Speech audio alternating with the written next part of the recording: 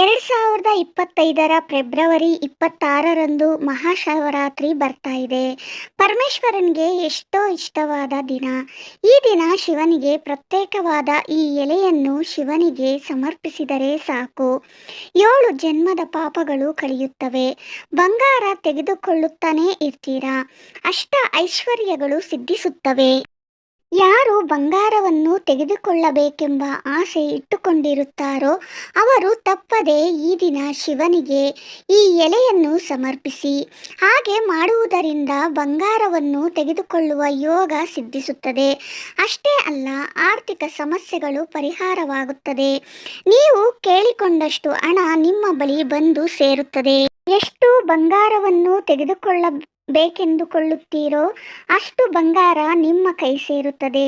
ಇಷ್ಟಕ್ಕೂ ಶಿವರಾತ್ರಿ ದಿನ ಶಿವನಿಗೆ ಯಾವ ಎಲೆಯನ್ನು ಸಮರ್ಪಿಸಿದರೆ ಬಂಗಾರ ತೆಗೆದುಕೊಳ್ಳುವ ಯೋಗ ಬರುತ್ತದೆ ಎನ್ನುವ ವಿಷಯ ಈ ವಿಡಿಯೋದಲ್ಲಿ ತಿಳಿದುಕೊಳ್ಳೋಣ. ಶಿವರಾತ್ರಿಯ ಹಬ್ಬದ ದಿನ ಯಾವುದೇ ಪರಿಸ್ಥಿತಿಯಲ್ಲೂ ಮಾಂಸಾಹಾರವನ್ನು ತಿನ್ನಬಾರದು. ತಿಂದರೆ ಅಂತಹವರು ನರಕಕ್ಕೆ ಹೋಗುತ್ತಾರೆ. ಈ ದಿನ ಸೂರ್ಯೋದಯವಾದರೂ ನಿದ್ದೆಯಿಂದ ಏಳದೆ ಇರಬಾರದು ಮತ್ತು ಸಾಯಂಕಾಲ ಗೋಧೂಳಿ ಸಮಯದಲ್ಲಿ ನಿದ್ರೆ ಮಾಡಬಾರದು. ತುಂಬ ಪವಿತ್ರವಾದ ಈ ದಿನ ಶಿವನಿಗೆ ನೀರಿನಿಂದ ಅಭಿಷೇಕ ಮಾಡಿದರೆ ತುಂಬ ಸಂತೋಷ ಪಡುತ್ತಾನೆ ಎಂದು ಪುರಾಣಗಳಲ್ಲಿ ಉಲ್ಲೇಖಿಸಲಾಗಿದೆ. ಶಿವರಾತ್ರಿಯ ದಿನ ಶಿವಲಿಂಗದ ಮೇಲೆ ಯಾರಾದರೂ ಒಂದು ಚೆಂಬು ನೀರು ಹಾಕಿದರೆ ಸಾಕು, ಶಿವಯ್ಯ ತುಂಬ ಸಂತೋಷಿಸುತ್ತಾನೆ. ಅಂಥವರಿಗೆ ಅವರ ಕೋರಿಕೆಗಳನ್ನು ನೆರವೇರಿಸುತ್ತಾನೆ. ಏಕೆಂದರೆ ಆ ಮಹಾಶಿವನು ಅಭಿಷೇಕ ಪ್ರಿಯನು. ಹೀಗೆ ನೀರಿನಿಂದ ಅಭಿಷೇಕ ಮಾಡುವ ಸಮಯದಲ್ಲಿ ನಮ್ಮ ಮೈಮೇಲಿನ ಬೆವರು ಯಾವ ಪರಿಸ್ಥಿತಿಯಲ್ಲೂ ಕೂಡ ಶಿವಲಿಂಗದ ಮೇಲೆ ಬೀಳಬಾರದು. ಹಾಗೆ ಬಿದ್ದರೆ ಅದು ಮಹಾಪಾಪವಾಗಿ ಪರಿಗಣಿಸಲ್ಪಡುತ್ತದೆ. ಆ ದಿನ ಪ್ರತಿಯೊಬ್ಬರೂ ಕೂಡ ಉಪವಾಸ ಇದ್ದು ಓಂ ನಮೋ ಶಿವಾಯ ಅನ್ನೋ ಪಂಚಾಕ್ಷರಿ ಮಂತ್ರವನ್ನು ಜಪಿಸುತ್ತಾ ದೇವರಿಗೆ ಹತ್ತಿರವಾಗಿ ಇರುವುದಕ್ಕೆ ಪ್ರಯತ್ನಿಸಬೇಕು. ಆ ದಿನ ಹೀಗೆ ಯಾರು ಮಾಡುತ್ತಾರೋ ಅಂಥವರಿಗೆ ಶಿವನ ಅನುಗ್ರಹ ಸಿಗುತ್ತದೆ. ಸಕಲ ಪಾಪಗಳು ಹೋಗಿ ಕೋಟಿ ಜನ್ಮದಲ್ಲೂ ಪುಣ್ಯ ಬರುವುದರ ಜೊತೆ ಎಂತಹ ಬಡವನಾದರೂ ಸರಿಯೇ ಅವರನ್ನು ಧನವಂತರಾಗುವ ಹಾಗೆ ಆಶೀರ್ವದಿಸುತ್ತಾನೆ. ತುಂಬ ಜನ ಬಂಗಾರವನ್ನು ತೆಗೆದುಕೊಳ್ಳಬೇಕೆಂದು ಆಸೆ ಪಟ್ಟಿರುತ್ತಾರೆ. ಅದರಲ್ಲೂ ಮುಖ್ಯವಾಗಿ ಸ್ತ್ರೀಯರು ಬಂಗಾರ ತೆಗೆದುಕೊಳ್ಳಬೇಕೆಂದು ಮತ್ತು ಅದಕ್ಕಾಗಿ ಹಣವನ್ನು ಹೊಂದಿಸಬೇಕೆಂದರು ಈ ಮಹಾಶಿವರಾತ್ರಿಯ ದಿನ ಶಿವನನ್ನು ಬನ್ನಿ ಮರದ ಎಲೆಗಳಿಂದ ಪೂಜಿಸಬೇಕೆಂದು ಪುರಾಣಗಳು ಹೇಳುತ್ತವೆ. ಬನ್ನಿ ಮರದ ಎಲೆಗಳಿಂದ ಪೂಜಿಸಿದರೆ ಖಂಡಿತವಾಗಿಯೂ ಬರೋ ಶಿವರಾತ್ರಿಗೆಲ್ಲ ಬಂಗಾರ ತೆಗೆದುಕೊಳ್ಳುವ ಯೋಗ ಬರುತ್ತದೆ ಎಂದು ಪುರಾಣಗಳಲ್ಲಿ ಹೇಳಲಾಗುತ್ತದೆ. ಅಷ್ಟೇ ಅಲ್ಲ, ಜಾತಕದ ದೋಷ ಕೂಡ ಹೋಗುತ್ತದೆ ಮತ್ತು ನಿಮ್ಮ ಜಾತಕ ಅದ್ಭುತವಾಗಿ ಬದಲಾಗುತ್ತದೆ. ಅಷ್ಟೇ ಅಲ್ಲ, ಶಿವರಾತ್ರಿಯ ದಿನ ವಿಧವಾದ ಎಲೆಗಳಿಂದ ಪೂಜಿಸಿದರೆ ವಿಧವಾದ ಫಲಿತಾಂಶಗಳು ಬರುತ್ತವೆಂದು ಪುರಾಣದಲ್ಲಿ ಹೇಳುತ್ತಾರೆ. ಈ ದಿನ ಮೋಕ್ಷ ಬೇಕೆಂದುಕೊಳ್ಳುವವರು ದರ್ಬೆಯಿಂದ ಶಿವನನ್ನು ಪೂಜಿಸಬೇಕು. ದೀರ್ಘ ಆಯಸ್ಸು ಇರಬೇಕಾದರೆ ಶಿವನನ್ನು ಗರಿಕೆಯಿಂದ ಪೂಜಿಸಬೇಕು. ಶತ್ರು ನಾಶವಾಗಬೇಕೆಂದರೆ ಜಿಲ್ಲೇಡಿ ಹೂವಿನಿಂದ ಪೂಜಿಸಬೇಕು. ದೇಹದಲ್ಲಿರುವ ರೋಗಗಳು ನಾಶವಾಗಬೇಕೆಂದರೆ ಗೆನ್ನೇರಿ ಹೂಗಳಿಂದ ಶಿವನನ್ನು ಪೂಜಿಸಬೇಕು. ವಾಹನ ಪ್ರಾಪ್ತಿಯಾಗಬೇಕಾದರೆ ಶಿವನನ್ನು ಸಣ್ಣ ಜಾಜಿ ಹೂಗಳಿಂದ ಪೂಜಿಸಬೇಕು. ಬೆಳೆದ ಬೆಳೆಗಳು ಚೆನ್ನಾಗಿರಬೇಕಾದರೆ ಮೆಹಂದಿ ಎಲೆಗಳಿಂದ ಶಿವನನ್ನು ಪೂಜಿಸಬೇಕು. ಲಕ್ಷ್ಮೀ ಕಟಾಕ್ಷ ಸಿಗಬೇಕಾದರೆ ಅಕ್ಷತೆಯಿಂದ ಶಿವನನ್ನು ಪೂಜಿಸಬೇಕು. ನಮ್ಮ ಮುಖ್ಯವಾದ ಹಬ್ಬಗಳಲ್ಲಿ ಮಹಾಶಿವರಾತ್ರಿ ಒಂದು. ಶಿವರಾತ್ರಿಯ ದಿನ ಉಪವಾಸ ಇದ್ದು ಜಾಗರಣೆ ಮಾಡಿದರೆ ಪಾಪಗಳು ಕೂಡ ನಶಿಸಿ ಪುಣ್ಯ ಬರುತ್ತದೆ ಎಂಬುದು ಭಕ್ತರ ನಂಬಿಕೆ. ಬೆಳಗ್ಗೆ ಎದ್ದು ತಲೆಸ್ನಾನ ಮಾಡಿ ಹೂವು ಹಣ್ಣುಗಳಿಂದ ಶಿವನಿಗೆ ಪೂಜೆ ಮಾಡುತ್ತಾರೆ. ಈ ದಿನ ಪ್ರತಿಯೊಂದು ದೇವಾಲಯದಲ್ಲೂ ಜನ ತುಂಬಿರುತ್ತಾರೆ. ಅಭಿಷೇಕಗಳು, ಹೂಗಳಿಂದ ಪರಶಿವನನ್ನು ಪೂಜೆಗಳಿಂದ ಆರಾಧಿಸುತ್ತಿರುತ್ತಾರೆ. ಭಕ್ತರ ಪಾಲಿಗೆ ಕಲ್ಪತರುವಾದ ಶಿವನಿಗೆ ಈ ವಿಶಿಷ್ಟ ದಿನವೆಲ್ಲ ಕೂಡ ಪ್ರತ್ಯೇಕ ಪೂಜೆಗಳು ನಡೆಯುತ್ತಿರುತ್ತವೆ. ರಾತ್ರಿಯೆಲ್ಲ ದೇವಾಲಯಗಳು ತೆರೆದೇ ಇರುತ್ತವೆ. ಪೂಜೆಗಳಿಂದ ಭಜನೆಗಳಿಂದ ಶಿವನಾಮ ಪ್ರತಿಧ್ವನಿಸುತ್ತಿರುತ್ತವೆ. ರುದ್ರಾಭಿಷೇಕ ಮಾಡುತ್ತಾರೆ. ಶಿವ ಪಾರ್ವತಿಯರ ಕಲ್ಯಾಣ ಮಾಡುತ್ತಾರೆ. ದಿನವಿಡೀ ಪರಮೇಶ್ವರನನ್ನು ಪ್ರಾರ್ಥಿಸುತ್ತಾ ರಾತ್ರಿ ಜಾಗರಣೆ ಮಾಡುತ್ತಾರೆ. ಭಕ್ತರ ಈ ದಿನ ಪರಮೇಶ್ವರನನ್ನು ಆರಾಧಿಸುವುದಲ್ಲದೆ ಯಾವ ತಪ್ಪು ಕೂಡ ಮಾಡಬಾರದು, ಸುಳ್ಳು ಹೇಳಬಾರದು ಎಂದು ಹೇಳುತ್ತಿರುತ್ತಾರೆ. ವರ್ಷ ಪೂರ್ತಿ ಯಾವ ಪೂಜೆ ಮಾಡದೇ ಇರುವವರು ಕೂಡ ಶಿವರಾತ್ರಿಯ ದಿನ ಮಾತ್ರ ಈಶ್ವರನನ್ನು ಪ್ರಾರ್ಥಿಸಿ ಶುಭ ಫಲಿತಗಳನ್ನು ಹೊಂದಿ ಸಂತೋಷವಾಗಿ ಆನಂದವಾಗಿ ಜೀವಿಸುತ್ತಾರೆ. 2025 ಫೆಬ್ರವರಿ 26ರಂದು ಮಹಾಶಿವರಾತ್ರಿಯ ಪರ್ವದಿನ ಬರ್ತಾ ಇದೆ. ಹಾಗಾದರೆ ಈ ಮಹಾಶಿವರಾತ್ರಿಯ ಒಳಗೆ ಈ ವಸ್ತುಗಳಲ್ಲಿ ಯಾವುದಾದರೂ ಒಂದನ್ನು ಮನೆಗೆ ತಂದರೆ ಅಷ್ಟ ಐಶ್ವರ್ಯ ಸಿದ್ಧಿಸುತ್ತದೆ. ಕಷ್ಟಗಳೆಲ್ಲ ಹೋಗಿ ಧನಪ್ರಾಪ್ತಿಯಾಗುತ್ತದೆ. ಎಂಥ ಬಡತನವಿದ್ದರೂ ಹೋಗಿ ಕೋಟೀಶ್ವರನಾಗಿ ಬದಲಾಗುತ್ತಾನೆ. ಶಿವನ ಅನುಗ್ರಹ ಸಿಗುತ್ತದೆ. ಕೋಟಿ ಜನ್ಮದ ಪುಣ್ಯ ಸಿಗುತ್ತದೆ. ಅದೃಷ್ಟ ಐಶ್ವರ್ಯ ಬರುತ್ತದೆ. ನಿಮ್ಮ ಜಾತಕವೇ ಬದಲಾಗಿ ಬಿಡುತ್ತದೆ. ತುಂಬ ಅದೃಷ್ಟವಂತರ ಫಲ ಸಿಗುತ್ತದೆ. ಶಿವನ ಅನುಗ್ರಹದಿಂದ ಮುಟ್ಟಿದ್ದೆಲ್ಲ ಬಂಗಾರವಾಗುತ್ತದೆ. ದರಿದ್ರ ಹೋಗುತ್ತದೆ. ಕಷ್ಟಗಳೆಲ್ಲ ಕಳೆಯುತ್ತವೆ. ನೀವು ಅಪಾರವಾದ ಸಂಪತ್ತನ್ನು ಹೊಂದುತ್ತೀರಿ ಎಂದು ಪಂಡಿತರು ಹೇಳುತ್ತಾರೆ. ಹಾಗಾದರೆ ಶಿವರಾತ್ರಿಯ ಒಳಗೆ ಮನೆಗೆ ತೆಗೆದುಕೊಂಡು ಬರಬೇಕಾದ ವಸ್ತುಗಳು ಏನೆಂದು ಈಗ ತಿಳಿದುಕೊಳ್ಳೋಣ. ಮಾಘ ಮಾಸ ಕೃಷ್ಣ ಪಕ್ಷ ಚತುರ್ದಶಿ ಇರುವ ದಿನ ಮಹಾಶಿವರಾತ್ರಿ ಎಂದು ಪರಿಗಣಿಸಲಾಗಿದೆ. ಅಮಾವಾಸ್ಯೆಗೂ ಮುಂಚೆ ಬರುವ ಕೃಷ್ಣ ಪಕ್ಷ ಚತುರ್ದಶಿಯಂದೇ ಶಿವರಾತ್ರಿ ಹಬ್ಬವನ್ನು ಆಚರಿಸಬೇಕೆಂದು ಶಾಸ್ತ್ರಗಳು ನಿರ್ಣಯಿಸಿವೆ. ಅಭಿಷೇಕ ಪ್ರಿಯನು ಶಿವನಿಗೆ ಇಷ್ಟವಾದ ದಿನ ಮಹಾಶಿವರಾತ್ರಿ. ಮಹಾಶಿವನು ಲಿಂಗದ ಆಕೃತಿಯನ್ನು ಹೊಂದಿದ ದಿನವೇ ಶಿವರಾತ್ರಿ ಹಬ್ಬವನ್ನು ಆಚರಿಸುತ್ತೇವೆ. ಒಂದು ದಿನ ಕೈಲಾಸ ಪರ್ವತ ಶಿಖರದ ಮೇಲೆ ಪಾರ್ವತಿ ಪರಮೇಶ್ವರರು ಸುಖಾಸೀನರಾಗಿರುವಾಗ ಪಾರ್ವತಿ ಶಿವನ ಬಳಿ ಎಲ್ಲ ವ್ರತಗಳಿಗಿಂತ ಉತ್ತಮವಾದ ಭಕ್ತಿ ಪ್ರಧಾನವಾದ ವ್ರತವನ್ನು ಹೇಳಬೇಕೆಂದು ಕೇಳಿಕೊಳ್ಳುತ್ತಾಳೆ. ಆಗ ಶಿವನು ಶಿವರಾತ್ರಿಯ ವ್ರತದ ಅದರ ವಿಶೇಷತೆಗಳನ್ನು ತಿಳಿಸುತ್ತಾನೆ. ಒಮ್ಮೆ ಒಬ್ಬ ಪರ್ವತ ಪ್ರಾಂತ್ಯದಲ್ಲಿ ಬೇಟೆಗಾರನಿದ್ದನು. ಆತನು ಪ್ರತಿದಿನ ಬೆಳಗ್ಗೆ ಎದ್ದು ಕಾಡಿಗೆ ಬೇಟೆಗೆ ಹೋಗುತ್ತಿದ್ದನು. ಸಾಯಂಕಾಲವಾಗುವಷ್ಟರಲ್ಲಿ ಯಾವುದಾದರೊಂದು ಮೃಗವನ್ನು ಬೇಟೆಯಾಡಿ ತಂದು ಕುಟುಂಬವನ್ನು ಪೋಷಿಸುತ್ತಿದ್ದನು. ಆದರೆ ಒಂದು ದಿನ ಅವನಿಗೆ ಕಾಡೆಲ್ಲ ತಿರುಗಿದರೂ ಕೂಡ ಒಂದು ಮೃಗವೂ ಕೂಡ ಸಿಗುವುದಿಲ್ಲ. ಆ ದಿನ ಕತ್ತಲಾಗುತ್ತಾ ಬಂತು. ಇನ್ನೇನು ಮಾಡುವುದೆಂದು ಬರೀ ಕೈಯಲ್ಲಿ ಮನೆಗೆ ಹಿಂತಿರುಗುತ್ತಿದ್ದಾಗ ಆಗ ದಾರಿಯಲ್ಲಿ ಆತನಿಗೆ ಒಂದು ಕೆರೆ ಕಾಣಿಸಿತು. ಯಾವುದಾದರೂ ಮೃಗ ನೀರು ಕುಡಿಯಲು ಈ ಕೆರೆಗೆ ತಪ್ಪದೆ ಬರುತ್ತದೆ ಎಂದು ಅದನ್ನು ಬೇಟೆಯಾಡಬಹುದೆಂದು ಯೋಚಿಸಿ ಹತ್ತಿರವಿರುವ ಒಂದು ಮರವನ್ನು ಏರಿ ಅಲ್ಲಿ ತನಗೆ ಅಡ್ಡವಾಗಿದ್ದ ಕೊಂಬೆಗಳನ್ನು ಎಲೆಗಳನ್ನು ಕಿತ್ತು ಕೆಳಗೆ ಎಸೆಯುತ್ತಾ ಸಂಜೆಯಾಗಿದ್ದ ಕಾರಣ ಚಳಿಗೆ ಶಿವಶಿವ ಎಂದು ನಡುಗುತ್ತಾ ಬಿಲ್ಲನ್ನು ಹಿಡಿದು ಮೃಗಕ್ಕೋಸ್ಕರ ಕಾಯುತ್ತಿದ್ದನು. ಆಗ ಅಲ್ಲಿಗೆ ನೀರು ಕುಡಿಯಲು ಒಂದು ಜಿಂಕೆ ಬಂದಿತ್ತು. ಬೇಟೆಗಾರನು ಅದರ ಮೇಲೆ ಬಾಣ ಬಿಡಲು ಬಿಲ್ಲನ್ನು ತೆಗೆದುಕೊಳ್ಳುತ್ತಾನೆ. ಆಗ ಜಿಂಕೆ ಭಯಪಡುತ್ತಾ, ಬೇಟೆಗಾರ ನನ್ನನ್ನು ಸಾಯಿಸಬೇಡ ಎಂದು ಮನುಷ್ಯರ ಭಾಷೆಯಲ್ಲಿ ಪ್ರಾರ್ಥಿಸುತ್ತದೆ. ಆಗ ಬೇಟೆಗಾರನು ಆಶ್ಚರ್ಯಪಟ್ಟು ಏನು ನಿನ್ನ ವಿಷಯ ಏನೆಂದು ಕೇಳುತ್ತಾನೆ.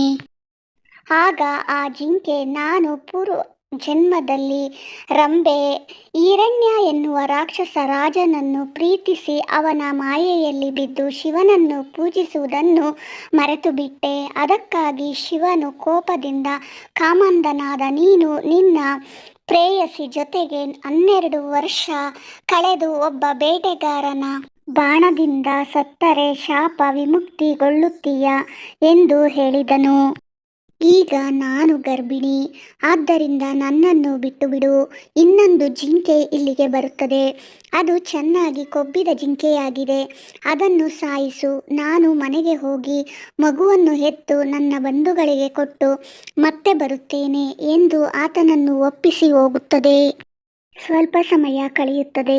ಮತ್ತೊಂದು ಜಿಂಕೆ ಕಾಣಿಸುತ್ತದೆ. ಬೇಟೆಗಾರನು ಸಂತೋಷದಿಂದ ಬಿಲ್ಲನ್ನು ತೆಗೆದುಕೊಂಡು ಬಾಣ ಬಿಡಲು ಹೋಗುತ್ತಾನೆ. ಅದನ್ನು ನೋಡಿದ ಜಿಂಕೆ ಭಯಪಡುತ್ತಾ ಬೇಟೆಗಾರನ ಕಡೆ ನೋಡಿ, ಓ ಬೇಟೆಗಾರ, ನಾನು ವಿರಹದಿಂದ ಕ್ಷೀಣಿಸಿದ್ದೇನೆ. ನನ್ನನ್ನು ಸಾಯಿಸಿದರೆ ನಿನ್ನ ಕುಟುಂಬಕ್ಕೆ ಸರಿಹೋಗುವಷ್ಟು ಮಾಂಸ ಸಿಗುವುದಿಲ್ಲ. ಇಲ್ಲಿಗೆ ಅತ್ಯಂತ ಸ್ಥೂಲವಾದ ಗಂಡು ಜಿಂಕೆ ಬರುತ್ತದೆ. ಅದನ್ನು ಸಾಯಿಸು, ನಾನು ಮತ್ತೆ ಬರುತ್ತೇನೆ ಎಂದು ಕೇಳಿತು. ಬೇಟೆಗಾರನು ಅದನ್ನು ಕೂಡ ಬಿಟ್ಟು ಬಿಡುತ್ತಾನೆ. ಇನ್ನು ಸ್ವಲ್ಪ ಸಮಯವಾಯಿತು. ಬೇಟೆಗಾರನು ಹಸುವಿನಿಂದ ಜಿಂಕೆಗಾಗಿ ಕಾಯುತ್ತಿದ್ದನು. ಅಷ್ಟರಲ್ಲಿ ಒಂದು ಗಂಡು ಜಿಂಕೆ ಅಲ್ಲಿಗೆ ಬರುತ್ತದೆ. ಅದನ್ನು ನೋಡಿದ ಬೇಟೆಗಾರನು ಬಾಣ ಬಿಡಲು ಮುಂದಾಗುತ್ತಾನೆ. ಆಗ ಅದನ್ನು ನೋಡಿದ ಮೃಗ, ಮೊದಲು ಬಂದ ಎರಡು ಜಿಂಕೆ ತನ್ನ ಪ್ರೇಯಸಿಯನ್ನು ನೀನೇ ಸಾಯಿಸಿದ ಎಂದು ಪ್ರಶ್ನೆ ಮಾಡುತ್ತದೆ. ಅದಕ್ಕೆ ಬೇಟೆಗಾರನು ಆಶ್ಚರ್ಯದಿಂದ, ಎರಡು ಜಿಂಕೆಗಳು ಮತ್ತೆ ಬರುತ್ತೇನೆ ಎಂದು ಪ್ರತಿಜ್ಞೆ ಮಾಡಿ ಹೋಗಿದ್ದಾರೆ. ನಿನ್ನನ್ನು ನನಗೆ ಆಹಾರವಾಗಿ ಕಳಿಸುತ್ತೇನೆ ಎಂದು ಹೇಳಿದ್ದಾರೆ ಎಂದು ಹೇಳಿದನು. ಈ ಮಾತನ್ನು ಕೇಳಿ, ನಾನು ಬೆಳಗ್ಗೆ ನಿಮ್ಮ ಮನೆಗೆ ಬರ್ತೀನಿ. ನನ್ನ ಹೆಂಡತಿ ಗರ್ಭಿಣಿ. ಆಕೆಯ ಜೊತೆ ಸ್ವಲ್ಪ ಸಮಯ ಕಳೆದು ಬಂಧು ಮಿತ್ರರ ಆಜ್ಞೆ ಪಡೆದು ಮರಳಿ ಬರುತ್ತೇನೆ ಎಂದು ಪ್ರಮಾಣ ಮಾಡಿ ಹೋಗುತ್ತದೆ. ಅಷ್ಟೊತ್ತಿಗೆ ಸೂರ್ಯೋದಯದ ಸಮಯವಾಗುತ್ತದೆ. ಬೇಟೆಗಾರನು ಜಿಂಕೆಗಳಿಗಾಗಿ ಎದುರು ನೋಡುತ್ತಿರುತ್ತಾನೆ. ಸ್ವಲ್ಪ ಸಮಯದ ನಂತರ ಆ 4 ಜಿಂಕೆಗಳು ಬಂದು, ನನ್ನನ್ನು ಮೊದಲು ಸಾಯಿಸು, ನನ್ನನ್ನು ಮೊದಲು ಸಾಯಿಸು ಎಂದು ಬೇಟೆಗಾರನನ್ನು ಕೇಳಿಕೊಳ್ಳುತ್ತವೆ. ಆತನು ಮೃಗಗಳ ನಿಷ್ಠೆ, ಭಕ್ತಿಯನ್ನು ನೋಡಿ ಆಶ್ಚರ್ಯಪಡುತ್ತಾನೆ. ಅವನಿಗೆ ಅವುಗಳನ್ನು ಸಾಯಿಸಲು ಮನಸ್ಸು ಒಪ್ಪುವುದಿಲ್ಲ. ತನ್ನ ಬೇಟೆಯಾಡುವ ವೃತ್ತಿಯ ಮೇಲೆ ಆತನಿಗೆ ಜಿಗುಪ್ಸೆಯಾಗುತ್ತದೆ. ಮೃಗಗಳೇ, ನಿಮ್ಮ ನಿವಾಸಕ್ಕೆ ನೀವು ಹೋಗಿ. ನನಗೆ ಮಾಂಸದ ಅವಶ್ಯಕತೆ ಇಲ್ಲ. ಮೃಗಗಳನ್ನು ಬೆದರಿಸುವುದು, ಬಂಧಿಸುವುದು, ಸಾಯಿಸುವುದು ಪಾಪ. ಇನ್ನು ಮೇಲೆ ನಾನು ಈ ಪಾಪ ಮಾಡುವುದಿಲ್ಲ. ಧರ್ಮಕ್ಕೆ ದಯೆ ಮೂಲ. ನೀವು ನನಗೆ ಗುರು. ನೀವು ನಿಮ್ಮ ಕುಟುಂಬವನ್ನು ಸೇರಿಕೊಳ್ಳಿ. ನಾನು ಸತ್ಯ ಧರ್ಮವನ್ನೇ ಪಾಲಿಸುತ್ತೇನೆ. ನನ್ನ ಶಸ್ತ್ರಾಸ್ತ್ರಗಳನ್ನು ಬಿಟ್ಟು ಬಿಡುತ್ತೇನೆ ಎಂದು ಹೇಳಿ ಮೃಗಗಳಿಗೆ ಪ್ರದಕ್ಷಿಣೆ ಮಾಡಿ ನಮಸ್ಕರಿಸುತ್ತಾನೆ. ಅಷ್ಟರಲ್ಲೇ ಆಕಾಶದಲ್ಲಿ ಗಂಟೆಗಳು ಮೊಳಗುತ್ತವೆ, ಪುಷ್ಪಗಳು ಸುರಿಯುತ್ತವೆ. ದೇವದೂತರು, ಓ ಮಹಾನುಭಾವ, ಶಿವರಾತ್ರಿಯ ಪ್ರಭಾವದಿಂದ ನಿನ್ನ ಪ್ರವೃತ್ತಿ ತ್ಯಜಿಸಿದೆ. ಉಪವಾಸ ಜಾಗರಣೆ ಮಾಡಿದ್ದೀಯಾ. ತಿಳಿಯದೆ ಮೃಗಗಳನ್ನು ಪೂಜಿಸಿದ್ದೀಯಾ. ನೀನು ಹೇರಿದ ಮರ ಬಿಲ್ವವೃಕ್ಷ. ಅದರ ಕೆಳಗೆ ಸ್ವಯಂ ಲಿಂಗವೊಂದು ಮರೆಯಲ್ಲಿ ಇದೆ. ನೀನು ತಿಳಿಯದೆಯೇ ಬಿಲ್ವಪತ್ರೆಯಿಂದ ಶಿವಲಿಂಗನನ್ನು ಪೂಜಿಸಿದ್ದೀಯಾ. ನೀನು ಸಕಲ ಐಶ್ವರ್ಯಗಳನ್ನು ಹೊಂದುತ್ತೀಯ ಮತ್ತು ನಿನ್ನ ಕುಟುಂಬ ಸಮೇತ ಸ್ವರ್ಗವನ್ನು ಕಾಣುತ್ತೀಯ ಎಂದು ಈ ಕಥೆಯನ್ನು ಹೇಳಿದ ಪರಮೇಶ್ವರನು ಪಾರ್ವತಿಗೆ ಹೀಗೆ ಹೇಳಿದನು. ದೇವಿ, ಆ ಮೃಗ ಕುಟುಂಬವು ಆಕಾಶದಲ್ಲಿ ಕಾಣುವ ಮೃಗಶಿರ, 3 ನಕ್ಷತ್ರಗಳು, ಮುಂದೆ ಇರುವ 2 ಜಿಂಕೆ ಮರಿಗಳು, ಹಿಂದೆ ಇರುವ 3ನೆಯ ಮೃಗಿ. ಈ 3ನ್ನು ಮೃಗಶಿರ ಎಂದು ಹೇಳುತ್ತಾರೆ. ಮಹಾಶಿವರಾತ್ರಿಯ ದಿನ ಅರ್ಧರಾತ್ರಿ 12 ಗಂಟೆಗೆ ಜ್ಯೋತಿ ಸ್ವರೂಪವಾದ ಶಿವಲಿಂಗ ರೂಪದಲ್ಲಿ ದರ್ಶನ ನೀಡುವ ಪವಿತ್ರ ಪರ್ವದಿನ ಆಗಿರುವುದರಿಂದ ಶಿವನ ಅನುಗ್ರಹದಿಂದ ರಾತ್ರಿ ಇಡೀ ಜಾಗರಣೆ ಮಾಡಿ ಭಕ್ತಿಯಿಂದ ಅಭಿಷೇಕ ಮಾಡಿ ಪೂಜಿಸಿ ಭಜನೆಗಳನ್ನು ಮಾಡುತ್ತಾರೆ. ಇದು ಹಿಂದೂಗಳಿಗೆ ಪವಿತ್ರವಾದ ದಿನ. ಪವಿತ್ರವಾದ ಮಹಾಶಿವರಾತ್ರಿಯ ದಿನ ಶಿವನಿಗೆ ಅಭಿಷೇಕ ಮಾಡಿ ಬ್ರಹ್ಮಚರ್ಯ ಪಾಲಿಸಬೇಕು. ನೆಲದ ಮೇಲೆ ಮಲಗಿಕೊಳ್ಳುವುದು, ಸಾತ್ವಿಕ ಆಹಾರ ತೆಗೆದುಕೊಳ್ಳುವುದು, ಒಂದು ಹೊತ್ತು ಊಟ ತೆಗೆದುಕೊಳ್ಳದೆ ಶಾರೀರಿಕವಾಗಿ ಮಾನಸಿಕವಾಗಿ ಶುದ್ಧವಾಗಿರಬೇಕು. ಕೋಪ ತಾಪಗಳಿಂದ ಇತರರನ್ನು ನಿಂದಿಸಬಾರದು. ಶಿವರಾತ್ರಿಯ ಮಹಾತ್ಮೆ ಎಲ್ಲ ಕೂಡ ರಾತ್ರಿಯ ವೇಳೆ ಇರುತ್ತದೆ. ಅದಕ್ಕಾಗಿಯೇ ಭಕ್ತರು ಕೂಡ ಆ ರಾತ್ರಿ ಭಜನೆಗಳು, ಪುರಾಣಗಳು ಇಲ್ಲವಾದರೆ ಶಿವನ ಸ್ಮರಣೆ ಮಾಡುತ್ತಾ ಇರುತ್ತಾರೆ. ಇಂತಹ ಪವಿತ್ರವಾದ ದಿನ ಈ ವಸ್ತುಗಳನ್ನು ಮನೆಯಲ್ಲಿ ಇಡಬೇಕೆಂದು ಹಿರಿಯರು ಹೇಳುತ್ತಾರೆ. ಆ ವಸ್ತುಗಳು ಯಾವುವೆಂದು ಈಗ ತಿಳಿಯೋಣ. ಶಿವರಾತ್ರಿಯ ದಿನ ದಕ್ಷಿಣಮೂರ್ತಿಯ ಶಂಖ ಮನೆಗೆ ತಂದುಕೊಂಡರೆ ಅದೃಷ್ಟ ಬರುತ್ತದೆಂದು ಪಂಡಿತರು ಹೇಳುತ್ತಾರೆ. ದಕ್ಷಿಣಮೂರ್ತಿ ಶಂಖ ಎಷ್ಟು ಪ್ರತ್ಯೇಕವಾದದ್ದು. ಇದನ್ನು ಶಿವರಾತ್ರಿ ಒಳಗೆ ಮನೆಗೆ ತಂದು ಪೂಜೆ ಮಂದಿರದಲ್ಲಿ ಇಟ್ಟುಕೊಂಡರೆ ಲಕ್ಷ್ಮೀದೇವಿಯ ಕೃಪೆ ದೊರೆಯುತ್ತದೆಂದು, ಪರಶಿವನ ಅನುಗ್ರಹದಿಂದ ನೀವು ಧನವಂತರಾಗುತ್ತೀರಿ. ಆದ್ದರಿಂದ ಶಿವರಾತ್ರಿಯ ಒಳಗೆ ಅಥವಾ ಶಿವರಾತ್ರಿಯ ದಿನವೇ ಸರಿ, ಒಂದು ದಕ್ಷಿಣಮೂರ್ತಿ ಶಂಖವನ್ನು ತಂದು ದೇವರ ಮನೆಯಲ್ಲಿ ಇಟ್ಟು ಪರಶಿವನ ಅನುಗ್ರಹವನ್ನು ಪಡೆಯಬಹುದು. ಇನ್ನು ಎರಡನೆಯದು ಡಮರುಗ. ಶಿವನಿಗೆ ಡಮರುಗ ಎಂದರೆ ತುಂಬ ಇಷ್ಟ. ಡಮರುಗದ ಶಬ್ದ ಅಂದರೆ ಕೂಡ ಎಷ್ಟೋ ಇಷ್ಟ. ಶಿವನ ಕೈಯಲ್ಲಿ ಯಾವಾಗಲೂ ಕೂಡ ಒಂದು ಡಮರುಗ ಇರುತ್ತದೆ. ಆದ್ದರಿಂದ ಶಿವನಿಗೆ ಎಷ್ಟೋ ಇಷ್ಟವಾದ ಶಿವರಾತ್ರಿಯ ಒಳಗೆ ಒಂದು ಚಿಕ್ಕ ಡಮರುಗವನ್ನು ತಂದು ಪೂಜಾ ಮಂದಿರದಲ್ಲಿ ಇಟ್ಟರೆ ಶಿವನ ಅನುಗ್ರಹ ದೊರೆಯುತ್ತದೆ ಎಂದು ಪಂಡಿತರು ಹೇಳುತ್ತಾರೆ. ಇನ್ನು ಮೂರನೆಯದು ತ್ರಿಶೂಲ. ಈ ತ್ರಿಶೂಲ ಒಂದು 3 ಕೋನಗಳ ಕೋರಿಕೆ, ಜ್ಞಾನ ಮತ್ತು ಮನಸ್ಸು ಎಂದು 3 ಶಕ್ತಿಗಳನ್ನು ಸೂಚಿಸುತ್ತವೆ. ತ್ರಿಶೂಲ ಎಂದರೆ ಶಿವನಿಗೆ ಎಷ್ಟೋ ಇಷ್ಟ. ಆದ್ದರಿಂದ ಶಿವರಾತ್ರಿಯ ಒಳಗೆ ಒಂದು ಚಿಕ್ಕ ತ್ರಿಶೂಲವನ್ನು ತಂದು ದೇವರ ಮನೆಯಲ್ಲಿ ಇಟ್ಟುಕೊಳ್ಳಿ. ಇದರಿಂದ ಪರಮೇಶ್ವರ ಅನುಗ್ರಹ ಸಿಗುತ್ತದೆ. ದಾರಿದ್ರ್ಯ ಹೋಗಿ ಅದೃಷ್ಟ ನಿಮ್ಮನ್ನು ವರಿಸುತ್ತದೆ. ನಾಲ್ಕನೆಯದು ಹಸುವಿನ ಮೂರ್ತಿ. ಯಾರಾದರೂ ಸರಿಯೇ ಶಿವರಾತ್ರಿ ಒಳಗೆ ಒಂದು ಹಸುವಿನ ಮೂರ್ತಿಯನ್ನು ತಂದು ದೇವರ ಮನೆಯಲ್ಲಿ ಇಟ್ಟು ಯಾವ ಕೋರಿಕೆಯನ್ನು ಕೋರಿದರೂ ಕೂಡ ನೆರವೇರುತ್ತದೆ. ಅದು ಲಕ್ಷ್ಮೀದೇವಿಯ ಸ್ವರೂಪ. ಯಾರಾದರೂ ಮಹಾಶಿವರಾತ್ರಿಯ ಒಳಗೆ ಹಸುವಿನ ಮೂರ್ತಿಯನ್ನು ತಂದು ಪೂಜಿಸುತ್ತಾರೋ ಅವರಿಗೆ ಸಕಲ ಸಂಪತ್ತು ಕೂಡ ಲಭಿಸುತ್ತದೆ. ಇದರ ಜೊತೆಗೆ ರುದ್ರಾಕ್ಷಿ, ನಂದೀಶ್ವರನ ಬೊಂಬೆ ಮತ್ತು ಗೋಮತಿ ಚಕ್ರ. ಮಹಾಶಿವರಾತ್ರಿಯ ಒಳಗೆ ಯಾರು ಇವುಗಳನ್ನು ತಂದು ಮನೆಯಲ್ಲಿ ಇಟ್ಟು ಪೂಜಿಸುತ್ತಾರೋ ಅವರ ದರಿದ್ರ ಹೋಗಿ ಶಿವನ ಅನುಗ್ರಹ ಲಭಿಸುತ್ತದೆ. ಶಿವನಿಗೆ ಎಷ್ಟೋ ಪ್ರಿಯವಾದ ನಂದೀಶ್ವರನ ಬೊಂಬೆಯನ್ನು ತಂದು ಮನೆಯಲ್ಲಿ ಇಟ್ಟುಕೊಂಡರೆ ಎಷ್ಟೋ ಒಳ್ಳೆಯದಾಗುತ್ತದೆ. ಇದನ್ನು ದೇವರ ಮನೆಯಲ್ಲಿ ಶಿವನ ಫೋಟೋದ ಮುಂದೆ ಪೂಜಿಸಿದರೆ ಸಕಲ ಶುಭ ದೊರೆಯುತ್ತದೆ. ಈ ಶಿವರಾತ್ರಿಯ ಒಳಗೆ ವಿಭೂತಿಯನ್ನು ತಂದು ಮನೆಯಲ್ಲಿ ಇಟ್ಟುಕೊಂಡರೆ ತುಂಬ ಒಳ್ಳೆಯದು. ಏಕೆಂದರೆ ವಿಭೂತಿ ಅನ್ನುವುದು ಶಿವನ ಸ್ವರೂಪ. ಇದನ್ನು ಮನೆಗೆ ತಂದರೆ ಸಕಲ ಐಶ್ವರ್ಯಗಳು ಸಿದ್ಧಿಸುತ್ತವೆ. ನಿಮ್ಮ ಕೋರಿಕೆಯು ನೆರವೇರುತ್ತದೆ. ಐಶ್ವರ್ಯ ಹೆಚ್ಚಾಗುತ್ತದೆ. ಹಣಕ್ಕೆ ಕೊರತೆ ಇರುವುದಿಲ್ಲ. ಸಮಸ್ಯೆಗಳು ಕೂಡ ಕರಗಿ ಹೋಗುತ್ತವೆ. ದುಃಖದಿಂದ ಆಚೆ ಬರುತ್ತೀರಾ. ಪ್ರತಿ ಸೋಮವಾರ ವಿಭೂತಿಯನ್ನು ಹಣೆಗೆ ಇಟ್ಟುಕೊಂಡರೆ ತುಂಬ ಶುಭಕರ. ಇವುಗಳಲ್ಲಿ ಯಾವುದಾದರೂ ಒಂದನ್ನು ತಂದು ಮನೆಯಲ್ಲಿಟ್ಟುಕೊಂಡರೆ ತುಂಬ ಒಳ್ಳೆಯದು. ಒಳ್ಳೆಯ ಶುಭ ಫಲಗಳು ಕೂಡ ನಿಮ್ಮದಾಗುತ್ತದೆ. ಸ್ನೇಹಿತರೆ, ಈ ವಿಡಿಯೋ ಇಷ್ಟವಾದರೆ ಲೈಕ್ ಮಾಡಿ, ಶೇರ್ ಮಾಡಿ, ಸಬ್ಸ್ಕ್ರೈಬ್ ಮಾಡಿಕೊಳ್ಳಿ. ಈ ವಿಡಿಯೋ ನೋಡಿದ್ದಕ್ಕಾಗಿ ಧನ್ಯವಾದಗಳು.